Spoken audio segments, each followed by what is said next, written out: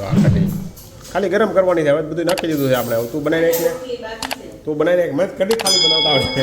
મને ખાલી કઢીના સ્પેશિયલિસ્ટ છે ને એટલે મેં કઢી બનાવી દીધી. તારા ખાલી ગરમ કરવા મૂકી દે. હવે તારે ખાલી હલાવવાની છે અને ઓલે ડ્રમ સ્ટિક નાખી દેવાની છે. આમાં હું ડ્રમ સ્ટિક મૂકી છે ને, મેં તને કીધું એ. હા એમ. ગુડ મોર્નિંગ, જય શ્રી કૃષ્ણ, હર હર મહાદેવ. કેમ છે બધા? મજામાં જશો ને? વાગ્યા છે 8:45 અને ભાઈ આપણે ઓફિસે જવાનો ટાઈમ થયો ને વરસાદ આવી ગયો યાર. ટાણે આવ્યો યાર. જો બહુ કરી યાર ભાઈ. તો વરસાદ ચાલે છે અત્યારે. ટાણે આવ્યો યાર. થોડીક વાર ઊભો રહી ગયો તો ઓફિસે પહોંચી જાય એટલી વાર પાછો સારો આવતો હોય એવું લાગે છે. હા ભાઈ, તો નાયા વગરનો બહાર આવી ગયો તો વરસાદ જોવા માટે આવ્યો. રાતે તો વરસાદ આવ્યો હતો અને અત્યારમાં હોતા આવ્યો હતો. હવે છે ને રોજ આ તકલીફ થાય વરસાદની. એક દી આવશે, એક દી નહીં આવે. સવારે ઓફિસે જવા ટાઈમે જ આવી જાય એટલે થોડીક તકલીફ બહુ તો રહે. હમણાં તો કાંઈ 4 મહિના પણ વાંધો નહીં. વરસાદ વગર તો જીવન છે જ નહીં. પાણી છે તો બધું છે ભાઈ. નકર પછી પાણીની તંગીથી મરી જાય. એટલા માટે વરસાદ પડી આપણા માટે ફાયદો જ છે ને ખેડૂતો માટે તો ઓર ફાયદો છે ભાઈ. સારો એવો વરસાદ ચાલુ થઈ ગયો છે ભાઈ. હવે આજ મોડું થાય ઓફિસે એવું લાગે છે. માળિયા ઉપર પીડ્યો છે. મેં લેવો હતો અત્યારે. અહીંયા ઉપર કે અહીંયા નીચે? હાલો ભાઈ, હવારમાં કામ મળી ગયું. ખુરશી લઈ આવી ગયો. હાલો ભાઈ, રેનકોટ છે એટલે વાંધો નથી. પણ એટલા વરસાદમાં શું રેનકોટ પહેરવું એમ થાય છે. કાળે કોથળીમાં છે આમાં છે એમ ને? કાંઈ વાંધો નહીં. સારું હાલો. 8:15 ને માથે 5 થઈ છે ને ભાઈ. જમવાનો ટાઈમ થઈ ગયો છે ને ભાઈ. જાંબુડા આવ્યા છે ભાઈ. તમે તો તમને એક વસ્તુ બતાવો ભાઈ. જાંબુડા તમે જો તેલ ચડાવેલા હોય ને એવા લાગે મને. તમે ગામડેથી જાંબુડા મગાવો કે ગામડે જઈને કદાચ ખાધા હોય ને તો તમે જોઈ લેજો. એ જાંબુડાની અંદર શું કહેવાય, લાઈટ હોય, મતલબ ડલ કલરના હોય. અને ભાઈ આજ આપણે આખા ઓફિસેથી આવીને છે ને ભાઈ ડાયમંડ હોસ્પિટલમાં ગયા હતા ભાઈ આપણે. કારણ કે મને 2 મહિના પહેલાં આ આંગળીમાં એક દડો લાગ્યો હતો. જો આ આંગળીમાં ક્રેક પડી ગઈ હોય ને એવું કીધું ડૉક્ટર સાહેબે. તો હોજેલી આંગળી હશે. એક્સરે બેક્સરે કરાવ્યા થોડા ઘણા. 600-800નો કચ્છો કરી નાખ્યો. એક્સરે કરાવ્યો. આમાં જો હવે એમાં હે ને તિરાડ જો આમાં તમને દેખાય બ્લુ કલરનો લીટો માર્યો ને જરાક તિરાડ પડી ગઈ છે એવું ડૉક્ટર સાહેબે એવું કીધું. બાકી આપણને કાંઈ ખબર પડતી નથી એમાં. એટલે હવે એને થોડીક અઠવાડિયું દવા પી લઈને એટલે રેડી થઈ જાય. વાંધો નથી કાંઈ. એમાં કાંઈ છે નહીં કાંઈ ખાસ. આ તો મને મનમાં જરાક શંકા રહી ગઈ હતી ને કે મેં તો 1 મહિનો થઈ ગયો તો એ જે દુખાવો રહેશે એ આંગળી આમ વળતી નથી બરાબર. મેં કીધું આપણે રિપોર્ટ કરાવી નાખી. પગનું માંડ મટાડ્યું હતું ત્યાં આંગળીનું પાછું થયું. આવું નવું હાયલા કરે છે. હમણાં આપણે ભાઈ મેચ રમવાનું બંધ કરી દીધું છે. આ ભાઈ તૂટ થયા કરે છે મેચ રમવામાં ભાઈ. કારણ તકલીફ થઈ જાય છે ભાઈ. ખાલી દુખાવા લેવા આ ઉંમરે. ચાલો બાકી હવે જમવા બેસી જઈએ આપણે. જોઈએ હવે જમવામાં શું છે આજે. જમવામાં તો ભાઈ ભાખરી બની છે આજે અને કઢી. અને કઢી બનાવવાનું કીધું હતું ને તે ઈ વળી શું કરી નાખો તમે? આ બનાવી નાખ્યું તુરિયાનું શાક. એ મને ન ભાવે. મેં બટાટાનું શાક હોય ને તો ભાવે.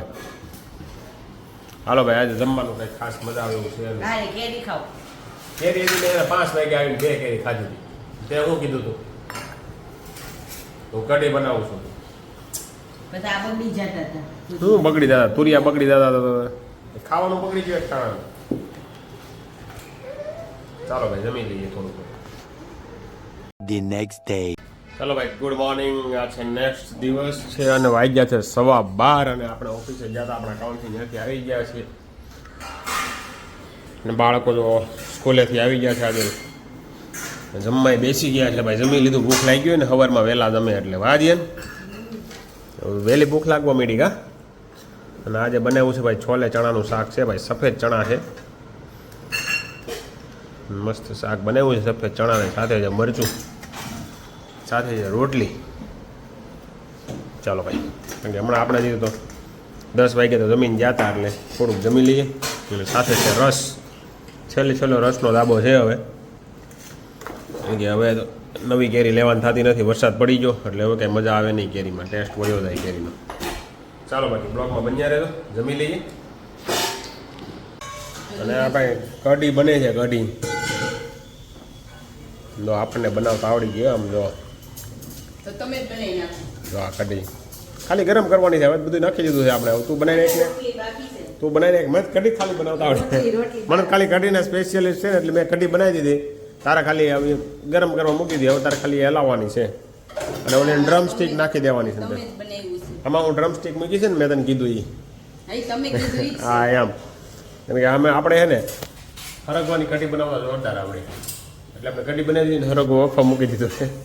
એટલે બપાઈ શેનો લોટ આવે આમાં? બટેટાનો લોટ હોય, છીણાનો લોટ આવે, એમાં કાંઈ બીજો એનો ન હોય. પેલા હું નાખ્યું? શું નાખવાનું હોય? બોલો એક તમે છાશ, બનાવી છે. મારી વાત સાંભળ, છાશ નાખવાની, કઢી નાખવાની, વઘાર કરી નાખવાનું હોય. છાશ નાખીને કઢી નાખવાની હોય. છાશ નાખીને મતલબ બોલો ચણાનો લોટ. તો એ કઢી બનાવવાનું બીજું કાંઈ ન હોય. વઘાર કેવી રીતના કરવાનો કયો? એટલે વઘાર તો નાના છોકરાને આવડે. એલા ભાઈ ચાલો ભાઈ, હવે બીજું શું નાખવાનું કયો? બીજું શું કે નાખવાનું? હવે ખાલી આ ડ્રમ સ્ટિક નાખવાનું હોય અંદર. શું તમે વધારી આમાં શું નાખ્યું તમે કયો? વઘારમાં નાખવાનું આવે, એ જ નાખ્યું હોય. તો હવે આમાં બીજું શું નાખવું હવે? હવે કાંઈ નથી નાખવાનું, ડ્રમ સ્ટિક નાખવાનું અંદર. આમાં કઈ બીજું કાજુ બદામ ને એવું ન આવે કઢીમાં કઈ? આવે હવે નાખ. ભાઈ તમારે ભાઈ કઢી પોઈમાં કઈ કાજુ બદામ ને એવું આવે? કાંઈ ન હોય, ખાલી એક લીંબુ લીંબુ ન હોય. લીંબુ હોય અને ઓલા શું કહેવાય, લીવ્સ, કરી લીવ્સ, મતલબ મીઠો લીમડો હોય. બસ ઇંગ્લિશ મીડિયમ, બસ હવે અડધા સમજશે નહીં. હા એ બધા સમજી જાય. ડ્રમસ્ટિકમાં કોઈ નહીં સમજે, કરી લીવ્સમાં કોઈ નહીં સમજે. હા ભાઈ, ડ્રમ સ્ટિક એટલે મતલબ ફરક હો, અને કરી લીવ્સ એટલે લીમડાના, મીઠા લીમડાના પાન હોય ભાઈ. એ નાખીને કઢી બનાવી નાખવાની, બીજું કાંઈ હોય નહીં. કઢી એકદમ હેલામેલી વસ્તુ છે ભાઈ. ચાલો બાકી આ રીતનું કાંઈક હાલે છે ને. જીયાન જોશે આજે જીમમાં ગયું છે એના ભાઈબંધ સાથે, કારણ કે જીયાનભાઈને એક ભાઈબંધ જીમમાં જાય છે. જીયાન કે મારે જવું છે, મેં કીધું એક કામ કીધું, એક દી આટો મારીએ પછી તને ખબર પડશે જીમમાં જવું કે નહીં જવું. એમાં હજી વાર છે. મેં કીધું 1 વર્ષ ઘરે પુશઅપ મારો, દંડ કરો, પછી આપણે જીમમાં જાય ને તો પ્રિપેર થઈ જાય આપણું શરીર. બાકી આ રીતનું છે કાંઈ. ચાલો મળીએ હવે થોડી વાર પછી. ભાઈ આપણે આવી ગયા છીએ ભાઈ રિંગ રોડે બેસવા માટે. પટેલની ડેલીએ બેસવા આવી ગયા છે. ધર્મેશભાઈ એવા છે, દીપકભાઈ એવા છે, જતીનભાઈ નથી આવ્યા. એને ભાઈ હાથમાં કંઈક પતરું લાગી ગયું મારા ભાઈબંધને. ને વિરલભાઈ છે તો એ કંઈક બહાર આટા મારે છે. કા વિરલભાઈ ક્યાં હતા? ફોન કર્યો તો જમવા ગયા હતા. હા દીપકભાઈ જો હજી હાલ આવે છે અત્યારે. એ અને હાડુભાઈ એને જમાડી દીધું. એક ટાણું ટૂંકું થાય ને મંદિરનું, બે મેન તો એ જોવાનું હોય ને. એક ટક ટૂંકો થવો જોઈએ, બરાબર ને તમારે? ને મસ્ત મજાના ભાઈ રિંગ રોડે છે ને ભાઈ, પવન ખાવા માટે બધા આવી ગયા છે. જો આમ તો પબ્લિક જો કેટલું છે ફરતી બાજુ. આમ આજુબાજુ 2-3 ડેલી છે. ઓલી બાજુ બાપુની ડેલી છે, આ પટેલની ડેલી છે, ને આ પાછળ કોની ડેલી છે એ નથી ખબર. આ એ ખાલી ડેલી હોય ને એવું લાગે. પાછળ નામ નથી એનું. હા ના, ઓલી પટેલની, ઓલી બાપુની ડેલી છે ને. હા પટેલની ડેલી. આ ઓલી બાજુ રે બાપુની ડેલી છે.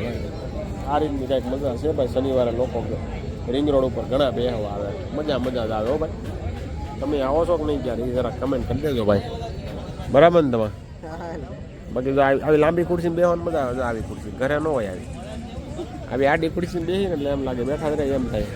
કા દીપો કાકીને ઉબડક ખુરશી આવી છે, ઘરે પકડાવે ને એવી ખુરશી પકડાવી દીધી છે. એ જો આમ જો આરામદાયક પુશ બેગ જો ઓલી કેવી લાંબી થઈ છે, એવી ખુરશી ને મજા જ આવે બેસવાની ભાઈ. ચાલો બાકી તમને આજનો મારો બ્લોગ કેવો લાગ્યો જરા કમેન્ટ કરી દેજો. તમારા મિત્ર મંડળ સાથે શેર પણ કરી દેજો. નેટ નથી આવતું ને? નેટવર્ક નથી આવતું. મેસેજ સેન્ડ કરો કે મેસેજ આવતો હોય એ નહીં થતું. જો બોલો હાલો ભાઈ, બીજી એક પ્રોબ્લેમ આવ્યો દીપુ કાકાને. અહીંયા બેસવા આવ્યા છે ને તો નેટ નથી આવતું ભાઈ. અમારા ત્યાં નેટ આવે છે ભાઈ. તારે આવે છે? મેસેજ મોકલો હોય સેન્ડ નહીં થતું. એવું થાય છે ભાઈ? એવું નથી થતું હો ભાઈ. ફોન તો થાય જ પણ ફોનમાં ઓમ બોલું આ બધા અત્યારે રીલ્સ કોલ કરતા હોય, ટ્રાફિક જામ જ એવું એ થાય ભાઈ. જીઓ વાળા તો ને, જીઓ વાળા તો ટાવર નથી આવતો અહીંયા ભાઈ. જીઓ ટાવર અહીં નથી આવતો બાપુ ડેલી, એટલે સારું છે. ખોટા ફોન તો ન ઘુમેડે કોઈ. કાદમાં અહીં બે હવા આવ્યા છે, બે હવા અહીં બે હવા આવ્યા ને કોકનો ફોન આવે હાલ તો ભાઈ ઘરે આવી ગયો. એ તો કઈ જફા નહીં કોઈ નહીં. બાયુને કંઈ ફોન આવે નહીં, એનું ટેન્શન નહીં કંઈ. ચાલો બાકી